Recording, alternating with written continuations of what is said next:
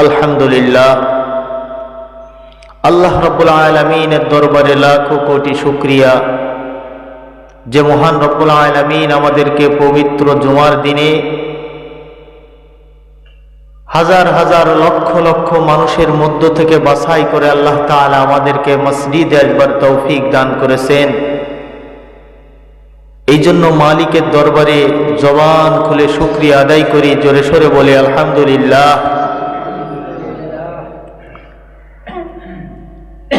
কোরআনুল কারীমের সর্বপ্রথম নাজিল হয় সূরাতুল আলাক। এই সূরাটা নিয়েও মুফাসসিরিনদের ভিতরে মতভেদ আছে। মুফাসসিরিন একরাম বলেন, কিছু কিছু মুফাসসিরিনরা বলেন যে সূরা আলাক সর্বপ্রথম নাজিল হয় নাই, সর্বপ্রথম নাজিল হয়েছে সূরা আলাক, সূরাতুল মুদ্দাসসির, সূরাতুল মুজাম্মিল, এই সূরাগুলো সর্বপ্রথম নাজিল হয়েছে। কিন্তু অধিকাংশ মুফাসসিরিন বলেন যে না, সূরাতুল আলাক সর্বপ্রথম নাজিল হয়েছে। এই সূরার প্রথম 5টি আয়াত নবী আলাইহিস সালাতু ওয়াস সালামের কাছে নাজিল হয়েছে। তো আল্লাহ তাআলা কোনো জিনিস নবীদেরকে একেবারে সহজে দেন নাই এবং বান্দাকেও একদম সহজে আল্লাহ তাআলা কোনো জিনিস দান করেন না। হযরত মুসা আলাইহিস সালাতু ওয়াস সালাম 30 দিন নির্ধারণ করলেন আল্লাহ তাআলার জন্য। 30টা দিন নির্ধারণ করলেন, রোজা রাখলেন। তো আল্লাহ বললেন যে মুসা, তোমার আরো 10 দিন রাখতে হবে, 40 দিন তোমার রোজা রাখতে হবে। তো 40 দিন পরে আল্লাহ তাআলা কিতাব দান করলেন। তো নবী না হইলে তো তার কাছে ওহী আসে না। ওহী আসার জন্য শর্ত হলো নবী হওয়া। নবী না হইলে তার কাছে ওহী আসে না। তো বিশ্ব নবীদের কাছে নবী হওয়ার আগে আমাদের নবীর কাছে ওহী আসে নাই। নবী হওয়ার আগে ইলহাম আসে। ইলহাম মানে আল্লাহ তাআলা অন্তরের ভিতরে ঢেলে দেন যে এইটা আপনি করেন, ঠিক তাই করে। তো আল্লাহ তাআলা যেভাবে মুসা আলাইহিস সালাতু ওয়াস সালামকে কিতাব দান করলেন, অনুরূপভাবে আমাদের নবীর অন্তরের ভিতরে আল্লাহ তাআলা ঢেলে দিলেন যে হে মুহাম্মদ, আপনি নির্জনে চলে যান, আপনি একাকী থাকেন, ধ্যানে থাকেন, ধ্যানমগ্ন করেন। ঠিক নবীজির বয়স যখন 39 বছর 320 দিন যখন নবীজির বয়স হয়, তখন নবী আলাইহিস সালাতু ওয়াস সালামের কাছে আর মানুষের ভিতরে থাকাটা পছন্দ হয় না। তখন নবীজি নির্জন বেছে নিলেন। নির্জন এমন একটা জায়গা, মক্কা থেকে 6 কিলো দূর, আর কাবা শরীফ থেকে, মসজিদুল হারাম থেকে, ওখান থেকে 2 মাইল দূরে একটা পাহাড় অবস্থিত। এই পাহাড়ের নাম জাবালে নূর বলা হয়। এই জাবালে নূর মানে জাবাল শব্দ আরবিতে পাহাড় বলা হয়, আর নূর হচ্ছে আলো, আলোর পাহাড়। এই পাহাড়ের ভিতরে একটা গুহা আছে। এই জাবালে নূরের ভিতরে একটা গুহা আছে, গুহার নাম হীরা গুহা বলা হয়। এই হীরা গুহার ভিতরে আল্লাহ রাসূল সাল্লাল্লাহু আলাইহি ওয়াসাল্লাম সেখানে গেলেন। নীরব নির্জনতা তিনি ওখানে পছন্দ করলেন, ওখানে থাকা শুরু করলেন। কতটুকু উঁচু! নবী আলাইহিস সালাতু ওয়াস সালাম যেখানে থাকা শুরু করলেন, এটা সাধারণ কোনো জায়গা না। যেখান থেকে চলে গেলাম আমাদের বড় বাজারে বা মাঠের ভিতর চলে গেলাম, ওখানে যে নির্জনতা থাকলাম, নির্জনে থাকলাম, একাকী থাকলাম, এরকম জায়গা নয়। 25,000 ফিট উঁচু এমন একটা জায়গা, একটা পাহাড়। সেই পাহাড়ের 25,000 ফিট উচ্চতায় নবীজি একাকী যে ওখানে একা একা থাকা পছন্দ করলেন। তো এখন তো বর্তমান গাড়ে হেরায় উঠার জন্য রাস্তা করে দিছে বর্তমান সরকার, সৌদি সরকার রাস্তা করে দিছে। কিন্তু তখন তো কোনো রাস্তা ছিল না, তখন কোনো রাস্তার ব্যবস্থা ছিল না। ওই 2500 ফিট উঁচু মানে কি? 2500 ফিট উঁচু মানে 250 তালা, কমপক্ষে 250 তালা। এত দূর উপরে নবী আলাইহিস সালাতু ওয়াস সালাম ওই নির্জনতায় একাকী তার পছন্দ হলো। গারে হেরা একদিন 2 দিন নয়, 40 দিন ওখানে তিনি থাকা শুরু করলেন। একদিন 2 দিন করে পুরো 40 দিন থাকলেন ওখানে। তো নবী আলাইহিস সালাতু ওয়াস সালাম গারে হেরার ভিতরে থাকতেন, একাকী থাকতেন ওই জায়গায়। 1 ফিট আর 2 ফিট নয়, 100 আর 200 নয়, 2500 ফিট উঁচু এমন একটা পাহাড়ের উপরে নবীজি থাকতেন। নবীজি ওখানে থাকতেন। হযরত খাদিজাতুল কুবরা রাদিয়াল্লাহু তাআলা আনহা তিনি প্রতিদিন 2 বার খাবার নিয়ে যাইতেন। চিন্তা করতে পারেন, সিঁড়ি করে দেবে, সিঁড়ি করা থাকবে, এরপরেও 5 তলায় উঠতে গেলে মাথা খারাপ হয়ে যায়। সিঁড়ি করা থাকবে, সিঁড়ি করে দিয়েছে সুন্দর করে, 5 তলায় উঠতে গেলে এই অবস্থা খারাপ হয়ে যায়। কি বলেন? সেখানে 250 তালা, কমপক্ষে যদি 10 ফিট করে আমরা ধরি একতলা, তো 250 তালা। এত উঁচু জায়গায় হযরতে খাদিজাতুল কুবরা 2 বার খাবার নিয়ে যাইতেন দিনে। সুবহানাল্লাহ বলেন। 2 বার খাবার নিয়ে যাইতেন। একবার 2 বার, একবার হইলে হয় যে 250, কমপক্ষে 2500 ফিট, সেখানে একবার খাবার নিয়ে যায় হযরত খাদিজাতুল কুবরা রাদিয়াল্লাহু তাআলা আনহা। তিনি দিনে 2 বার সেখানে খাবার নিয়ে যাইতেন। তখন তো পানি নেওয়ার জন্য এত ভালো ব্যবস্থা ছিল না। পানি নেওয়ার জন্য তখনকার ব্যবস্থা ছিল মশক, চামড়ার পাত্র অথবা ওই জাতীয় জিনিস ছিল। তো ওইগুলো পানি ভরে গলায় ঝুলায় নিতে হইতো। হযরতে খাদিজাতুল কুবরা নবী আলাইহিস সালাতু ওয়াস সালাম যখন 2500 ফিট উপরে গারে হেরার ভিতরে তিনি ওই নির্জন জায়গা তার পছন্দ হয়ে গেল, ওখানে থাকলেন তিনি। ওখানেই তিনি ধ্যান করতেন। হযরত খাদিজাতুল কুবরা দিনে 2 বার পানি আর খাদ্য নিয়ে ওর উপরে উঠে খাবার পৌঁছায়া দিতে। হযরতে খাদিজাতুল কুবরা নবীজির নবুয়তির পূর্বে 15 বছর সংসার করছেন নবীজির সাথে, আর নবুয়তের পরে 10 বছর ছিলেন। এই 25 বছর নবীজির সাথে তার জিন্দেগি থাকা। স্বামী নির্জনে চলে যায়, স্ত্রী তার জন্য খাবার নিয়ে যায়। 1 ফিট আর 2 ফিট নয়, পুরো 2500 ফিট উপরে বিশ্বনবীজির জন্য হযরত খাদিজাতুল কুবরা খাবার নিয়ে যাইতে। ইসলামের জন্য খাদিজাতুল কুবরা তার ত্যাগ সীমাহীন, তার মতো ত্যাগ কেউ করতে পারে নাই। হযরত খাদিজার মতো ত্যাগ কেউ করতে পারে নাই ইসলামের জন্য। স্ত্রী স্বামীর সম্পর্কে সব জানে না? স্বামীর কথাই স্ত্রী শুনতে চায় না, অন্য মানুষের কথা শোনে। 99% স্ত্রী স্বামীর কথা, স্বামীকে ভালো বলে খুব কম স্ত্রী এমন আছে। কিন্তু নবীজি যখন হযরত খাদিজাতুল কুবরা 15 বছর সংসার করেছেন, 15 বছর সংসার করার পরে নবীজি যখন বললেন যে খাদিজা, আমাকে আল্লাহ নবুয়তি দান করেছেন, আমাকে আল্লাহ নবুয়তি দিয়েছেন, হযরত খাদিজাতুল কুবরা বলেন, ইয়া রাসূলুল্লাহ, কোনো সন্দেহ করি না, কালিমা পড়ায় দেন, মুসলমান হয়ে যায়। সুবহানাল্লাহ। খাদিজাতুল কুবরা রাদিয়াল্লাহু তাআলা আনহা 2500 ফিট উপরে খাবার নিয়ে যাইতেন, দিনে 2 বার খাবার নিয়ে যাইতেন। গলার ভিতরে একটা মশক, পানির মগ ঝুলায় নিয়ে যাইতেন। বৃদ্ধা বয়স হয়ে গেছে, তখন বয়স একটু বেশি হয়ে গেছে। পানি নিয়ে উঠতে যায় হযরত খাদিজাতুল কুবরা পাহাড়ের ভিতরে পড়ে গেছেন। নবীজি দৌড়ায় আসছেন, চিৎকার দিছে হযরত খাদিজাতুল কুবরা। নবীজি দৌড়ায় আসছেন, নবীজি উরুর উপরে মাথাটা রাখছেন, হযরত খাদিজার মাথা নিজের উরুর উপরে রাখছেন, রানের উপরে রাখছেন, রেখে বলতেছেন যে খাদিজা, কষ্ট পাইছেন নাকি? প্রতিদিন 2 বার খাবার আনতে হয়। হযরত খাদিজাতুল কুবরা বলেন, ইয়া রাসূলুল্লাহ, আমার কোনো দুঃখ নাই, আমার কোনো কষ্ট নাই, খাবার নিয়ে আসি, এতে আমার কোনো কষ্ট নাই। হযরত খাদিজাতুল কুবরা রাদিয়াল্লাহু তাআলা আনহা ওইভাবে খাবার নিয়ে যাইতেন। পড়ে গেছেন, ওখানে বেহুশ হয়ে গেছেন। আল্লাহ তাআলা হযরত জিবরাইলকে ডাক দিয়ে বলেন যে জিবরাইল রে, তাড়াতাড়ি করে যা, খাদিজার মতো ত্যাগ স্বীকার দুনিয়ার কোনো মানুষ করতে পারে নাই।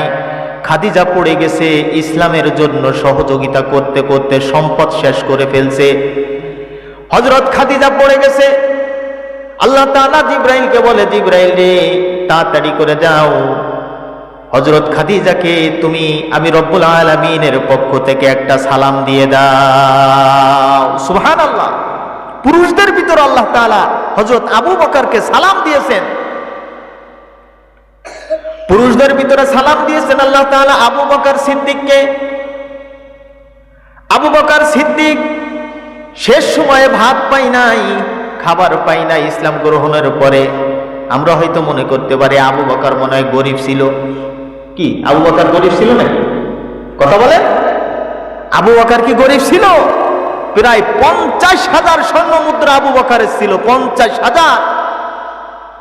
আরবের বাজারে বড় বড়, মক্কার বাজারে বড় বড় ব্যবসা ছিল হযরত আবু বকরের।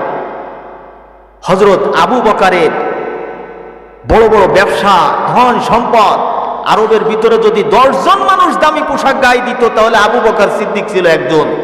দামি পোশাক, রেশমি কাপড়, এই দিয়ে পোশাক বানায় গায়ে দিতেন হযরত আবু বকর সিদ্দিক। অনেক দামি দামি পোশাক পরতেন, বড় বড় ব্যবসা তার।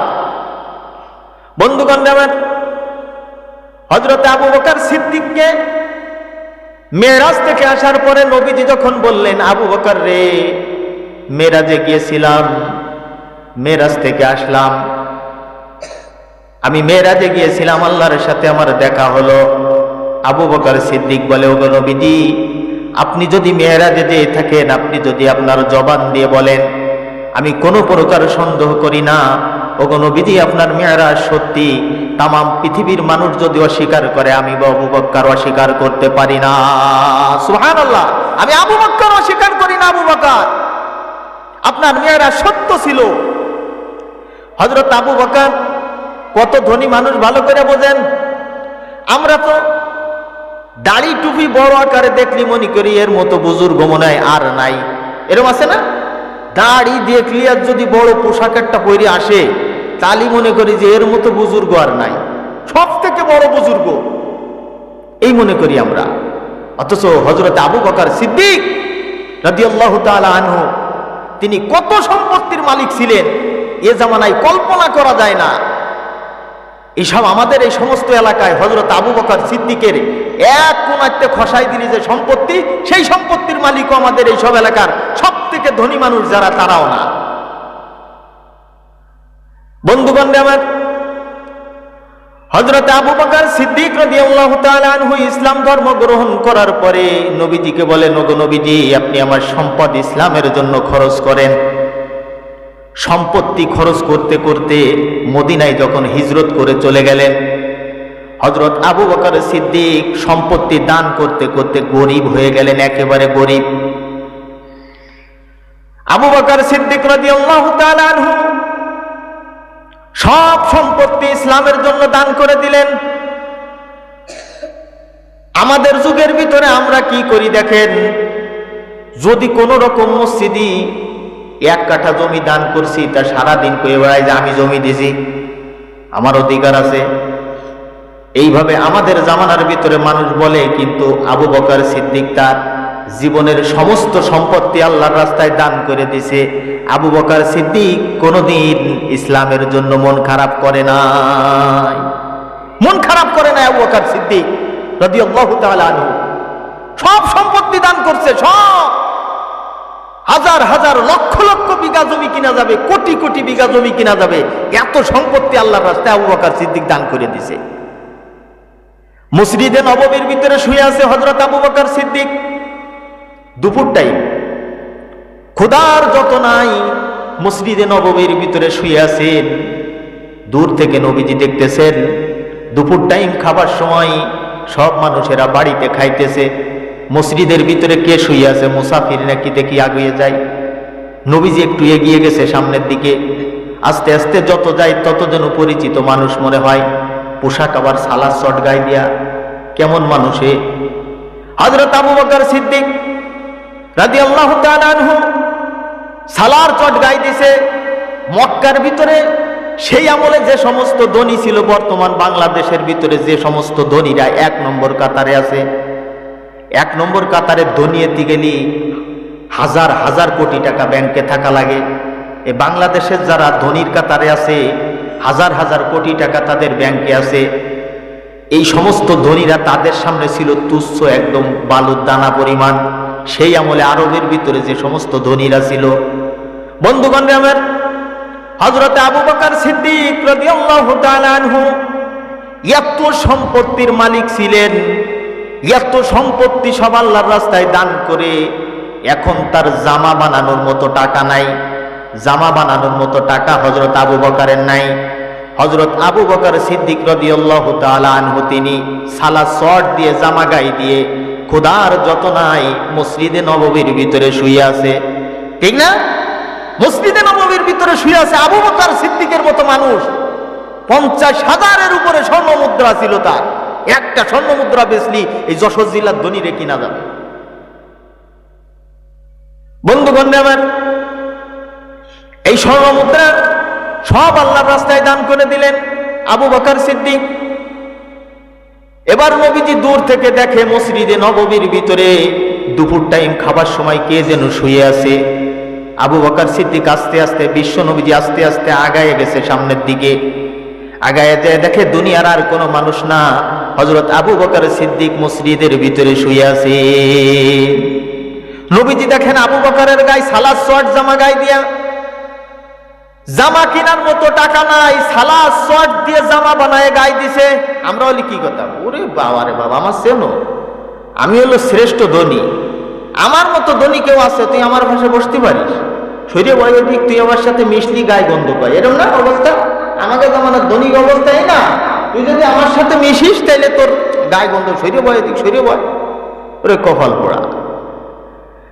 বন্ধুগণ আমার, হযরত আবু বকর সিদ্দিক রাদিয়াল্লাহু তাআলা আনহু সালাদ চট গায়ে দিয়ে বসে আছে। যে ব্যক্তি রেশমি কাপড় সেই জামানা সব থেকে দামি কাপড় গায়ে দিতেন। গোটা আরবের ভিতরে যদি 10 জন মানুষ সুন্দর পোশাক গায়ে দিছে, একজন ছিল হযরত আবু বকর। এখন সালা দিয়ে জামা বানাইছে, সুন্দর করে গায়ে দিয়ে রাখছে, সালা দিয়ে জামা বানাইছে। এবার বিশ্ব নবীজি হযরত আবু বকরকে দেখে কেঁদে ফেলেছেন। আবু বকর কেন মসজিদের ভিতরে বসে আছেন? কয়, ওগো নবীজি, আজ 2 দিন পর্যন্ত কোনো খাবার নাই, খাবার পাই না, ক্ষুধার যতনায় মসজিদের ভিতরে শুয়ে আছি গো নবীজি। জামা কেন তোমার গায়ে? ওগো নবীজি, জামা বানাবো এই পরিমাণ পয়সা আমার কাছেও নাই, খাবারের পয়সাই নাই, তা জামা বানাবো কে দিয়া? সালাদ শর্টওয়ালা জামা গাইতেছে। বিশ্ব নবীজি হযরত আবু বকরকে দেখে কাঁদতেছেন, চোখের পানি ছেড়ে দিয়ে বলে, আবু বকর রে, আপনার মনে কি কোনো কষ্ট লাগে না? আপনি কত ধনী ছিলেন, হাজার হাজার হাজার হাজার স্বর্ণ মুদ্রা ছিল আপনার, হাজার হাজার কোটি টাকা আপনার ছিল, বড় বড় ব্যবসা ছিল মক্কার বাজারে, আপনার কি কোনো দুঃখ লাগে না? আপনি সব থেকে দামি পোশাক গায়ে দিতেন, আপনার কোনো দুঃখ নাই, সব হারায় ফেললেন আপনি।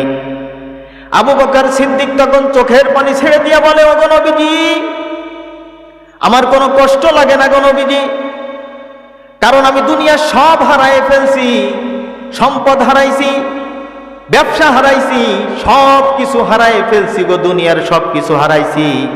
দুনিয়ার সব কিছু হারানোর পরেও আমি 2টা জিনিস পাইছি গো নবীজি।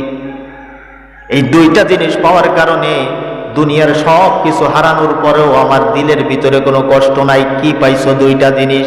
কগো আল্লাহর রাসূল, আমি সব সম্পত্তি হারাইলাম, হারানোর পরে 2টা জিনিস পাইছি, একটা হলো আমার আল্লাহ, আর একটা হলো আল্লাহর রসুল। এই 2টা জিনিস পাওয়ার কারণে আমি আবু বকর সিদ্দিক 2 দিন না খেয়ে আছি, জামা গাই নাই, সালাদ চটালা জামা গাই দিয়েছি, আমার দিলের ভিতরে বিন্দু পরিমাণ কোনো কষ্ট নাই, আমার দিলের ভিতরে কোনো কষ্ট নাই। আমি আল্লাহ পাইছি, আমি রসুল পাইছি। আমরা যদি কোনো কাজ করি তো নিজের স্বার্থের জন্য করি, নিজের নাম হবে সেই কারণে করি। আমরা কোনো কাজ আল্লাহর জন্য করতে চাই না, সবাই না, কিছু মানুষ আছে নিজের স্বার্থের জন্য কাজ করি আমরা, আর সাহাবায়ে কেরাম কাজ করেছে আল্লাহর জন্য। বন্ধুগণ আমার, হযরত আবু বকর সিদ্দিক নবীজিকে বলতেছেন, ওগো নবীজি, আমার দিলের ভিতরে কোনো কষ্ট নাই, আমি সব কিছু হারায়াও আমি আল্লাহর রসুল পেয়ে গেছি, এই জন্য আমার দিলের ভিতরে কোনো কষ্ট নাই। নবীজি আবু বকরের সাথে কথা বলতেছেন আর কাঁদতেছেন। হঠাৎ করে নবীজি মসজিদে নববীর গেটের দিকে তাকায়া ধ্যান ধরে তাকায় রয়েছেন। একবার গেটের দিকে তাকায় আর একবার আবু বকর সিদ্দিকের দিকে তাকায়। বারবার নবীজি ওই দিকে তাকায়, একবার এই দিকে একবার। এবার নবীজি হযরত আবু বকর সিদ্দিক তাকিয়ে আছে বিশ্ব নবীজির দিকে। কেন নবী আমার দিকে তাকান একবার, কেন একবার গেটের দিকে তাকান? এবার নবীজি চোখের পানি ছেড়ে দিয়ে হযরতে জিবরাইলকে ডাক দিয়ে বলতেছে, ভাই জিবরাইল, আপনি কত সুন্দর পোশাক পরে ওহী নিয়ে আসতেন, আজকে কেন আপনি সালাদ চট আলা জামা গায়ে দিয়ে আসছেন? আপনার গায়ে কেন সালাদ চট গায়ে দিয়া কেন এই পোশাক পরিধান করে আসছেন? হযরতে জিবরাইল আলাইহিস সালাতু ওয়াস সালাম বলেন, ওগো নবীজি, আবু বকর সিদ্দিক সমস্ত সম্পত্তি দান করে দিছে, খাবারের পয়সা নাই, জামা বানানোর পয়সা নাই, সালাদ চট দিয়ে জামা গায়ে দিছে। আল্লাহ তাআলার কাছে এই জামাটা এত পছন্দ হয়েছে, আল্লাহ তাআলা আজকে শুধু আমাকে নয়, আসমানের যত ফেরেশতা আছে সব ফেরেশতাদেরকে আল্লাহ তাআলা আজকের দিনের জন্য সালাদ চট আলা জামা গায়ে দেওয়ার অনুমতি দিয়েছে। সুবহানাল্লাহ। আবু বকরের পোশাকও এত দামি হয়ে গিয়েছিল, শুধুমাত্র আল্লাহ রসুলকে ভালোবেসে সব কাজ করার জন্য আবু বকরের এত দাম। বন্ধুগণ আমার, আল্লাহ তাআলা আবু বকর সিদ্দিককেও সালাম দিয়েছিলেন, হযরতে খাদিজাতুল কুবরাকেও সালাম দিয়েছিলেন। খাদিজাতুল কুবরা নবুয়তের 10 বছর পরে ইন্তেকাল করলেন। খাদিজাতুল কুবরা শুধুমাত্র নবীজিকে সম্পত্তি দিয়েছেন তা নয়, নবীজিকে হযরত খাদিজাতুল কুবরা রাদিয়াল্লাহু তাআলা আনহু ওহীর শুরু থেকে 10 বছর পর্যন্ত তিনি জীবিত ছিলেন। 10 বছর নবীজির জন্য একটা দুর্গা হিসাবে কাজ করেছে, একটা শক্ত খুঁটি হিসাবে কাজ করেছেন নবীজির জন্য। যখন বিশ্ব নবীজি ধ্যানে থাকতেন তো হযরত খাদিজাতুল কুবরা 2 বার খাবার নিয়ে যাইতেন ওখানে, 2500 ফিট উঁচু। আমরা তো এই যে বাড়ি এইখানে, আমরা খাবার বাচ্চাদের জন্য দিয়ে যাইতে তাও আমাদের কষ্ট হয়, কিন্তু 2500 ফিট উঁচু কোনো উঠার কোনো ব্যবস্থা ছিল না। বর্তমান যারা হজে গেছে তারা জানে, বর্তমান যারা হজে গেছে তারা জানে যে হজ গারে হেরা দেখার জন্য উঠতে গেলে কমপক্ষে 2 থেকে 2.5 ঘন্টা সময় লাগে। ভালো শক্তিশালী মানুষের, শক্তিশালী মানুষ যারা, তাদের যদি সিঁড়ি করে দেয় 5 তলা থাকে, সেই 5 তলায় উঠতে গেলে তো অবস্থা খারাপ হয়ে যায়। 5 তলায় উঠতে গেলে তো অবস্থা খারাপ হয়ে যায়। সেই জামানায় কোনো সিঁড়ির ব্যবস্থা ছিল না, কোনো কিছুর ব্যবস্থা ছিল না। তারপরে হযরত খাদিজাতুল কুবরা 2 বার খানা নিয়ে যাইতেন, ওখানে খাবার নিয়ে যাইতেন। এবার নবীজির বয়স যখন 40 বছর 1 দিন পূর্ণ হলো, হযরত জিবরাইল আলাইহিস সালাতু ওয়াস সালামকে আল্লাহ তাআলা পাঠায় দিলেন, জিবরাইল যাও, আমার দোস্তকে নবুয়তি দান করব আমি গোপনে না, তামাম পৃথিবীর মানুষের কাছে ঘোষণা করে দিতে হবে আমার নবীজিকে আমি নবুয়তি দান করলাম। জিবরাইল আলাইহিস সালাতু ওয়াস সালাম এসে গেছেন। জিবরাইল আলাইহিস সালাতু ওয়াস সালাম বিশ্ব নবীজির 23 বছর নবুয়তি জিন্দেগিতে 1000 আর 2000 নয়, 24000 বার দেখা করেছেন। সুবহানাল্লাহ বলেন। নূহ আলাইহিস সালাতু ওয়াস সালামের 950 বছর জিন্দেগিতে, নবুয়তি জিন্দেগিতে মাত্র 16 বার দেখা হয়েছে। কয়বার দেখা হয়েছে? 950 বছরে। 950 বছর শুধু দাওয়াত দিয়েছেন নূহ পয়গম্বর। এই 950 বছর দাওয়াতি জিন্দেগিতে মাত্র 16 বার দেখা হয়েছে নূহ পয়গম্বরের সাথে। আর বিশ্ব নবীজির সাথে মাত্র 23 বছর নবুয়তি জিন্দেগি, দাওয়াতি জিন্দেগি বিশ্ব নবীজির। এই 23 বছর নবুয়তি জিন্দেগিতে 1 বছর 2 বছর, 1 বার আর 2 বার নয়, 1000 আর 2000 বার নয়, 24000 বার বিশ্ব নবীজির সাথে দেখা হয়েছে জিবরাইলের। কিন্তু সশরীরে জিবরাইলকে আল্লাহ তাআলা যে অবস্থাতে বানাইছেন ওই অবস্থায় মাত্র 2 বার দেখা করছেন। একবার হলো গারে হেরার ভিতরে বিশ্ব নবীজি বসে আছেন, হযরত জিবরাইল আলাইহিস সালাতু ওয়াস সালাম এসে গেছেন। হযরত জিবরাইল আলাইহিস সালাতু ওয়াস সালামের যে আকৃতি, ওই আকৃতিতে আইছেন। জমিনে পা, আসমানে মাথা, বিশাল দানব।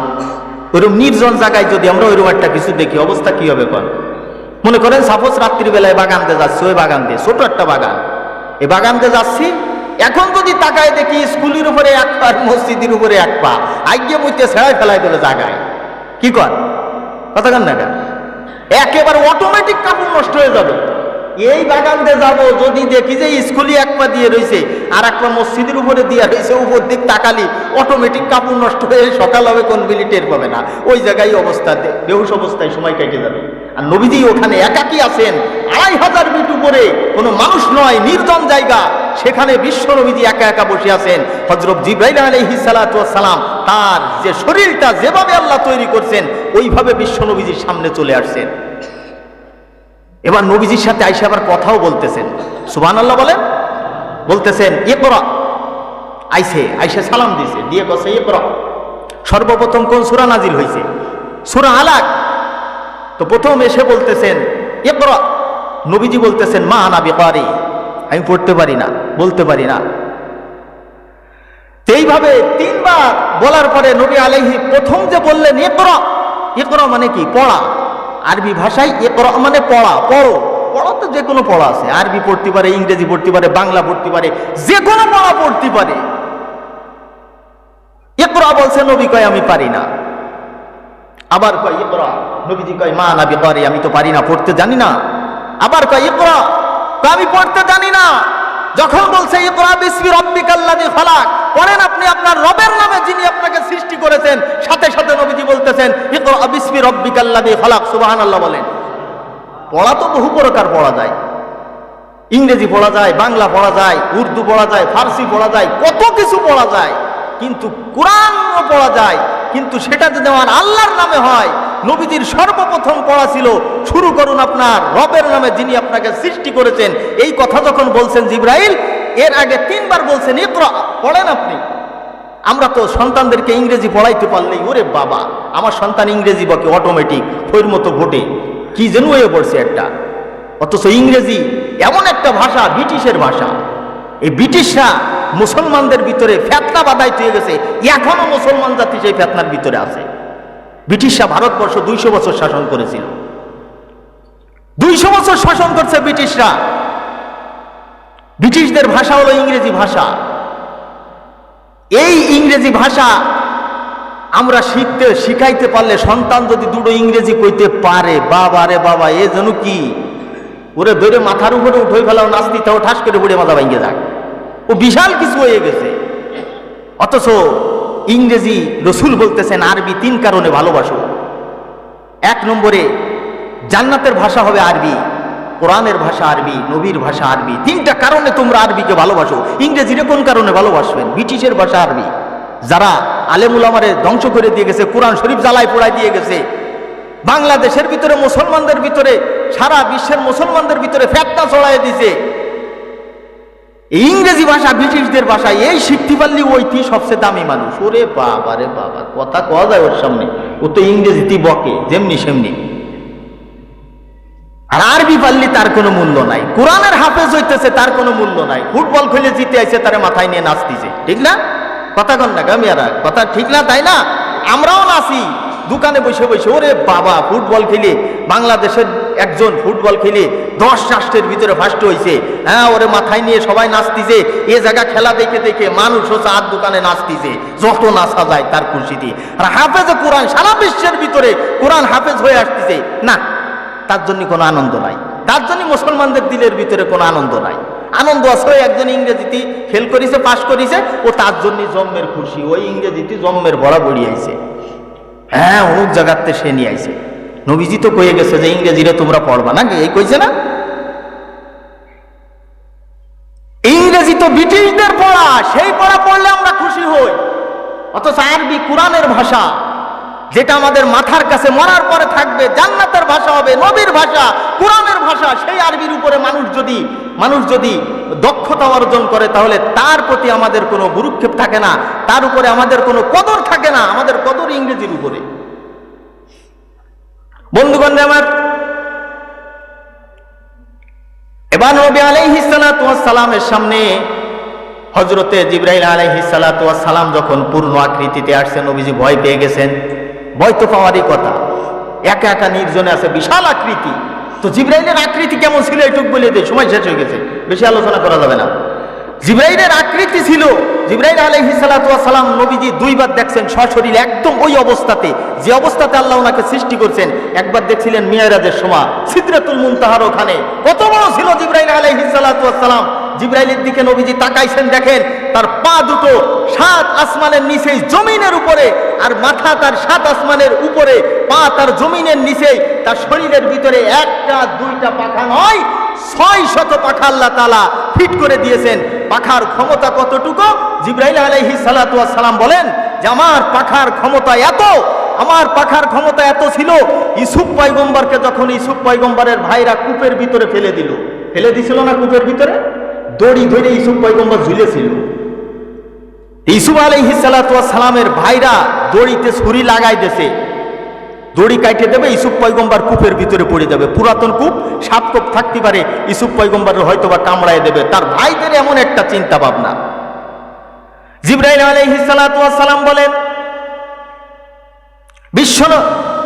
বিশ্বনবীজিকে বলতেছেন যে ওগো নবীজি, আমার ক্ষমতা কতটুকু, চলার ক্ষমতা, দূরত্ব কতটুকু, কত দ্রুত আমি চলতে পারি।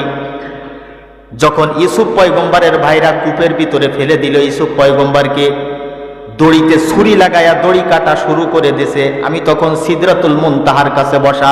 সিদরাতুল মুনতাহা তো ঢাকা এত দূর, তাই না? কত দূর? সিদরাতুল মুনতাহা, পৃথিবীর কোনো কিছু আবিষ্কার হয় নাই, সিদরাতুল মুনতাহায় যাবে। চাঁদের উপরে ওই অন্যান্য গ্রহই গেছে বলি, কিন্তু তার জোরদার কোনো প্রমাণ পাওয়া যায় না। চাঁদের দেশে গেছে, জোরদার প্রমাণ পাওয়া যায়। মঙ্গল গ্রহে যাবে, এ দেশে যাচ্ছে, চাঁদের দেশে গেছে, জোরদার শক্তি আছে, কিন্তু অন্য জায়গায় গেছে, এর খুব জোরদার শক্তি পাওয়া যায় না। আর সিদরাতুল মুনতাহায় জিবরাইল আলাইহিস সালাতু ওয়াস সালাম বসা, এ তো সারা জীবন কল্পনারও কোনো চেষ্টা করলেও তো হবে না। তো সিদরাতুল মুনতাহায় বসা, উনি বলেন যে যখন আমি সিদরাতুল মুনতাহায় বসে আছি, ইউসুফ পয়গম্বরের ভাইরা দড়িতে ছুরি লাগায় দিছে, আল্লাহ আমারে ডাক দিয়া কয়, জিবরাইল, আমার ইউসুফ যেন পানির মধ্যে পড়ে না যায়। তখন আমি ওখান থেকে রওনা দিছি, সিদরাতুল মুনতাহার ওখান থেকে। আমি 600 ডানা ব্যবহার করি নাই, আমি একটা ডানাতে ব্যবহার করছি। দড়ি কাটার আগে আমি জিবরাইল ওখানে পৌঁছায় ইউসুফ পয়গম্বরকে ধরে আসতে আমি কূপের ভিতরে রেখে দিছি। সুবহানাল্লাহ বলে। তাহলে 600 ডানা ব্যবহার করলে কত গতি হইতো? 600 ডানা ব্যবহার করলে গতি কেমন হইতো? ডানা একটা ব্যবহার করছে, 2টো ডানা ব্যবহার করছে, একটা 2টা ডানা ব্যবহার করে আসে ইউসুফ পয়গম্বরকে ধরছে। তো এই আসল সূরাতে নবীজি দেখছে জিবরাইলকে 2 বার। তা প্রথমবার দেখে তো জ্বর চলে আসছে, গারে হেরার ভিতরে যখন প্রথম আয়াত নিয়ে আসলো, জ্বর চলে আসছে নবীজির গায়ে। হযরত খাদিজার কাছে দৌড়ে আসছে, খাদিজা, আমার তাড়াতাড়ি কম্বল দিয়ে ঢেকে দাও। হযরতে খাদিজাতুল কুবরা বলেন, ওগো নবীজি, আপনার ভয়ের কোনো কারণ নাই, পেরেশানি করেন না, আপনার কাছে কোনো শয়তান আসতে পারবে না, আপনার কাছে কোনো জিন ভূত আসতে পারবে না, শয়তান আসতে পারবে না। কারণ আপনি ভাই ভাইয়ের ভিতরে মিলে থাকার কথা বলেন, বন্ধু বন্ধুর ভিতরে মিলে থাকার কথা বলেন, মা সন্তানের ভিতরে মুহাব্বতের কথা বলেন, বাবা সন্তানের ভিতরে মুহাব্বতের কথা বলেন, আপনি গরিবকে সহযোগিতা করেন, অসহায় মানুষদের পাশে যায় দাঁড়ান, আপনার কাছে শয়তান আসতে পারে না। হযরত খাদিজার কথা, কেবলমাত্র নবুয়তি পাইছে নবীজি। এবার হযরত খাদিজার স্বাস্থ্য ভাই ছিল ওরাকা ইবনে নাওফেল, ওনার কাছে নিয়ে গেলেন যে চাচা যান, দেখেন আমার স্বামী আপনার ভাতিজা। হযরত খাদিজার ভাই ছিল, স্বাস্থ্য ভাই, কিন্তু নবীজির চাচা হইতো। হযরত খাদিজাতুল কুবরা যে বললেন, ভাই তো দেখো ভয় পাইছে। তো ওরাকা ইবনে নাওফেল ওনার কাছে আসমানি কিতাবের ইলম ছিল, উনি বললেন এ তো সেই ব্যক্তি, এর কাছে তো সে আসছিল। বর্ণনা শুনে বলে মুসা পয়গম্বরের কাছে যে আসছিল, এই মুহাম্মদের কাছেও সে আইছে। এ সাধারণ কোনো মানুষ না, এ হলো আখেরি জামানার পয়গম্বর মুহাম্মদুর রাসূলুল্লাহ সাল্লাল্লাহু আলাইহি ওয়াসাল্লাম। তার কাছে কোনো শয়তান আসে নাই, তার কাছে স্বয়ং আল্লাহ তাআলার পক্ষ থেকে জিবরাইল ওহী নিয়ে এসেছিল। সুতরাং ভয়ের কোনো কারণ নাই। সুবহানাল্লাহ, ভয়ের কোনো কারণ নাই। আলোচনা শেষ করে দিই ভাই। আসলে কঠিন সুন্দর সুন্দর কোরআন হাদিসের ভিতরে প্রকৃত আলোচনা করলি অনেক আলোচনা রয়েছে। আজকের আলোচনা সব বাকি থেকে গেছে, আয়াতের আলোচনায় তো ঢুকতেই পারি নাই, শুধু শানে নুজুল নিয়ে চলতেছে আলোচনা। তো আল্লাহ তাআলা আমাদেরকে যতটুকু আলোচনা করলাম, সর্বপ্রথম আমাকে, তারপর আপনাদেরকে আমল করার তৌফিক দান করেন। সকলে জোরে বলেন আমিন।